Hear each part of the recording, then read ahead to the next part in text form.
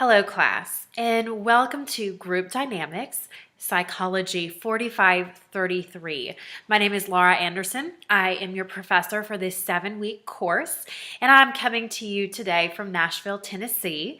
And I wanted to create this video for you guys for a couple of reasons. I wanted to introduce myself to you, give you a chance to see my face, hear my voice, kind of create that interactive feel.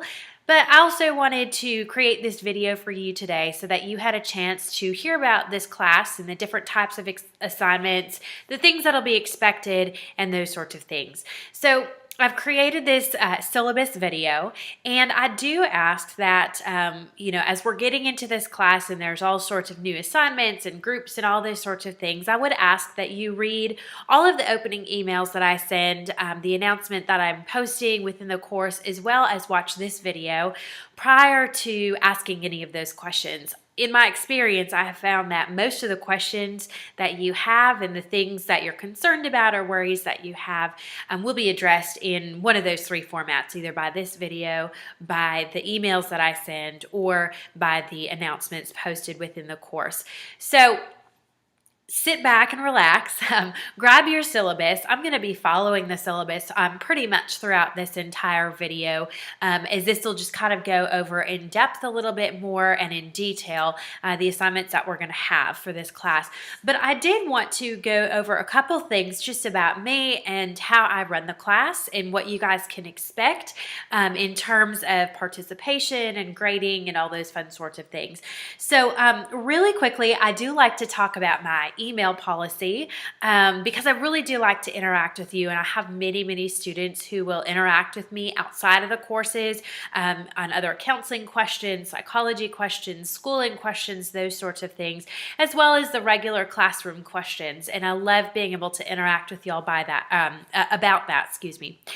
So I just like to let people know that I do check my email at least one time a day, so every 24 hours. I do get back to emails who require a timely response within that 24 hours. That would be if you needed an extension because there was some sort of extenuating circumstance or a question about a specific assignment that needed to be answered right away. I would absolutely get those questions answered back to you. And if for some reason I don't, I always take that into consideration, my time lapse, and so I would give you the extra time needed if needed, because of my delay in response. I do kind of have a boundary that I set for myself, and that is two things. I don't answer emails and I don't participate on the group discussion board on Fridays and Saturdays. Those are kind of my days that I disconnect from pretty much everything, whether it be from teaching or counseling or any sort of professional anything. I do take 2 days every week to make sure that I disconnect from that. I will kind of reappear and pop up on the discussion boards or emails Sunday late afternoon or so, but I do like to just let everybody know that I don't check emails those 2 days, and sometimes I will Friday morning. But as a result, I do realize that sometimes conflicts come up in terms of extensions or emergencies. I would absolutely take that into consideration as we're kind of figuring out a new plan of action. If anything like that were to happen on a Friday, Saturday, I would work with you to make sure that you're not missing assignments or deadlines or those sorts of things, and keeping y'all on a schedule. So I hope that makes sense. But in terms of other emails, if it's outside of kind of those dire immediate classroom needs, I do ask for a couple days to be able to get back to you, just because I do have a lot on my plate in terms of I teach a few classes here at Crown, and I do have a full-time counseling practice, as well as I'm a licensure supervisor here in the state of Tennessee. So I love having multiple irons in the fire. It keeps me busy, keeps life from getting boring, but I do have to learn the art of boundaries and really kind of placing some unique boundaries on my time in order to make sure that I'm giving y'all the best. So those are kind of my little boundaries around email, and I always like to let people know that up front. So in case you have any questions or wondering why I'm not getting back to you about certain things, that's just kind of how I operate. Now, this is a very, very interactive class. Probably, I teach most of the interactive classes, so this is going to be up there in levels of classroom interaction. Y'all are very familiar with the group discussion board, and that's primarily how you guys have interacted with each other. There, of course, is that for this class also, but we're going to be doing a lot of video interactions, so you're going to be seeing people face to face in this class.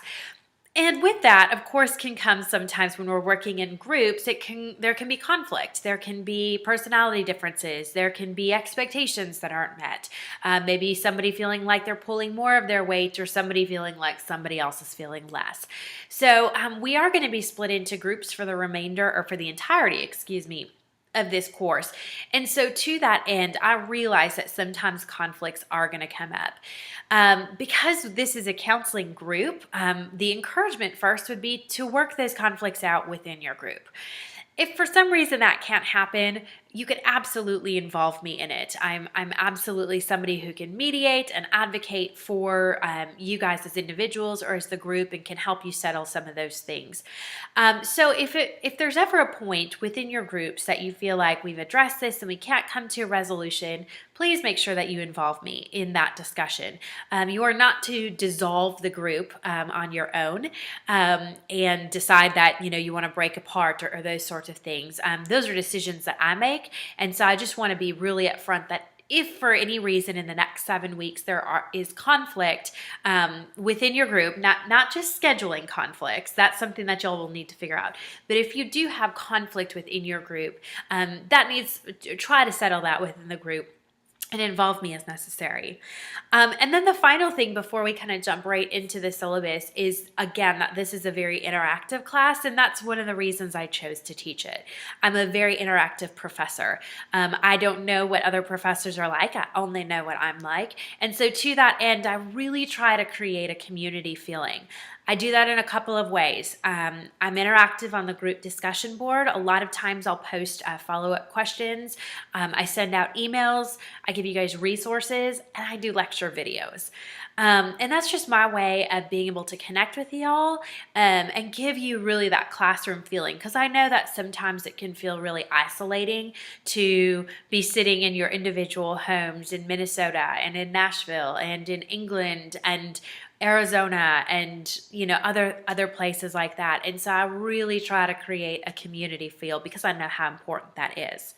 So that's kind of what I want to say prior to jumping into the syllabus, just to get y'all familiar with a little bit of who I am. This video is going to be split up into 2 parts just so that it's easier to download. So I'm going to go ahead and talk about a couple syllabus items, and then the next video is going to be in detail the assignments that we're going to have. So if you pull out your syllabus, the first thing that we're going to be talking about, of course, are the books for this class, the textbooks. There are 2 of them for this class. The first one is by Cloud and Townsend, Henry Cloud and John Townsend, and I know it's backwards is the way that you all see it, but it's Making Small Groups Work. And then the second book that we have for this class is the Jacobs text, and that is called Group Counseling. Now, it is going to be very, very important that you have both of these textbooks prior to the class starting. The reason being, there are readings from these texts every single week, and they're large portions of the book. Because this course is only a 7-week course, it's going to be important that y'all stay up to date on the text readings on a weekly basis. Otherwise, it's going to feel really like a lot of catch-up work. Also, of course, you do need to have this text because it does have a CourseMate key in it, and this class does have CourseMate involved with it. And I'm assuming that most of y'all have been in a CourseMate course. CourseMate is kind of a little bit of like a partnership or an extra textbook that we have. In it, for this class, there's going to be videos, quizzes, and I believe maybe a couple readings that you guys are going to be doing on a weekly basis. So you are going to need to be able to have this group counseling text in order to also get your CourseMate key. Just so y'all know, the CourseMate key for our course, for our class, is posted both on the announcement board as well as in the initial opening email that I have sent y'all. So you will have access to the course that way. You'll plug in the key and then you'll be able to be registered for our course. That sends me scores. It allows me to interact with you, make sure that y'all are doing what you're supposed to be doing. So those are the textbooks. Please, please, please make sure that you have them the first day of class or you will feel a little bit behind. Also, make sure that you have Microsoft Office. This is a requirement per the syllabus, is that you have Microsoft Office. This is what you'll be submitting any and all assignments in. So that means you're not uploading them as PDF documents, pages like for Microsoft. They do need to be uploaded as Microsoft Word. So if you have questions about that, you can talk to your advisor about it. You can ask me about it, those sorts of things. But please make sure that you do have that. The other thing that I wanted to address really quickly also is it's actually towards the end of the syllabus, and that's going to be technical support in case there's any problems with Blackboard or anything like that. Your best course of action truly is going to be the help desk at Crown. I have very limited access in terms of if a course goes down or something's wrong with Blackboard.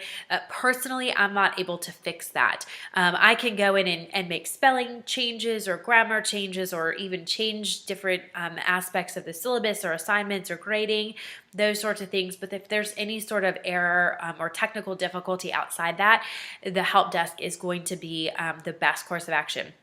If you are having some sort of a technical glitch, please go ahead and let me know that also. When you do submit a help desk ticket, I also get a copy of that. But if there's something with internet or something like that at your house on your side of it, please let me know as soon as you possibly can. There's a couple other resources, the Crown Help Desk, which is what I'm kind of talking about, the Blackboard Help Desk, and then the Blackboard On Demand. So if Blackboard issues come up, the Blackboard Help Desk or On Demand is going to be your best course of action, and then go to the Crown Help Desk also. That's going to be really important, and that'll be kind of what helps you get through some of those assignments. So, I'm going to go ahead and pause the video here and we'll start up the next video and we will be going through the assignments. So hold tight and go ahead and start this next video.